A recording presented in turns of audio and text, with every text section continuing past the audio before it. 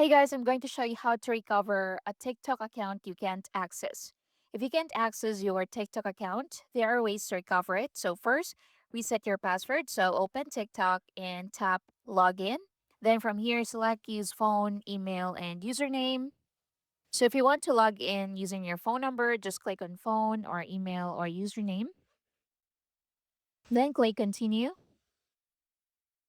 So, enter the code sent to your email or phone number.